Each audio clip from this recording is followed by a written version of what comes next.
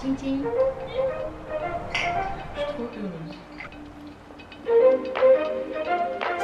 C'est bon?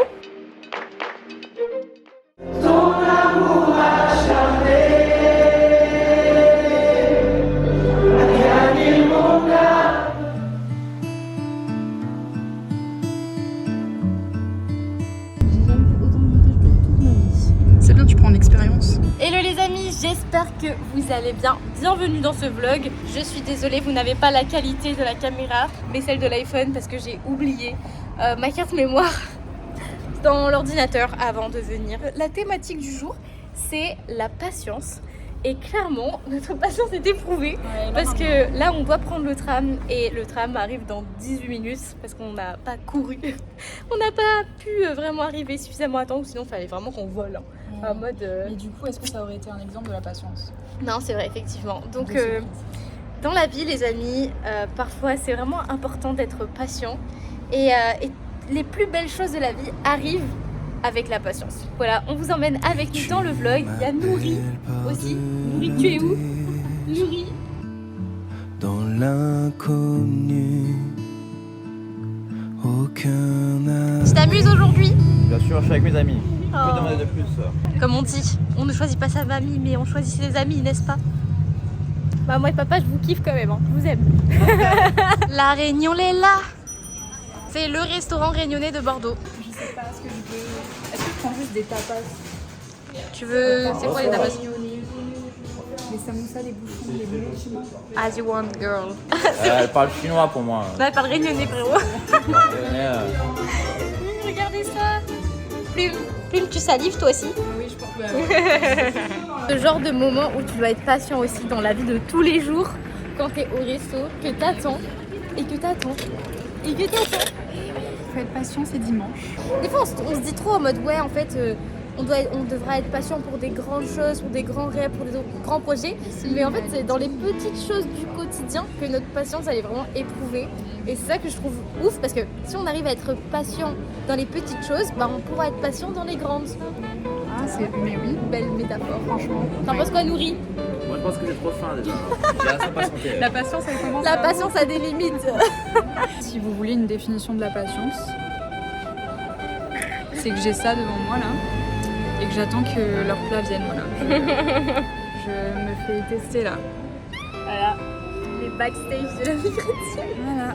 Waouh, c'est trop beau. Regardez ça, on se croirait à Paris, non? Les amis, c'est une fin de soirée là. On rentre à la maison, on a bien mangé. On s'est fait péter le bidou après avoir attendu une éternité. Mais écoutez, ça va travailler notre patience. Et là, on est tous ensemble dans les rues de Bordeaux.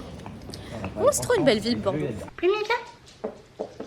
Hello les amis, on se retrouve avec Plumi. On se retrouve, c'est le soir. Je suis hyper dégoûtée parce que j'avais pris ma caméra pour vous emmener en ville. Et en fait, ce qui s'est passé, c'est que j'ai oublié ma carte mémoire à la maison. Donc je n'ai pas pu vous filmer des choses de bonne qualité en ville, mais j'ai essayé de vous filmer avec le téléphone. Donc, on va conclure cette journée qui est passée à une vitesse. Oh, je vous promets, j'ai pas vu la journée passer, mais on va la conclure ensemble. Mais vraiment, j'arrive pas à me dire que là, ça fait presque un mois qu'on fait les vlogs. Ça fait presque un mois que tous les jours je vous parle. Ah, vous êtes pas saoulés? Je suis trop contente. Et ça a l'air de vous plaire parce que bah, je vous vois dans les commentaires, je vois les messages que vous m'envoyez et ça me fait trop plaisir. Franchement, c'est un sacré challenge. Donc déjà, on peut se serrer la main et se dire bravo.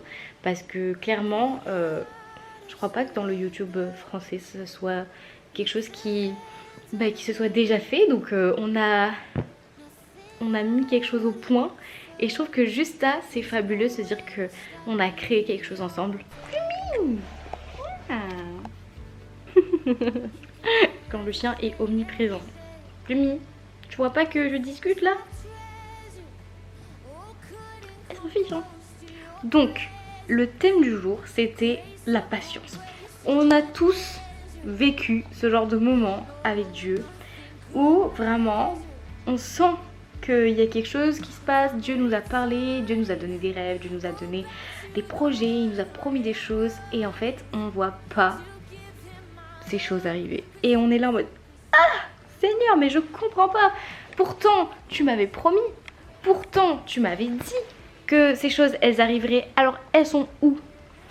Et je me rends compte aussi d'une chose, c'est qu'en tant que chrétien, la patience, c'est pas juste pour les grands trucs, tu vois, parce que en soi, il y a des choses où tu sais que voilà, la patience, ça fait partie du truc.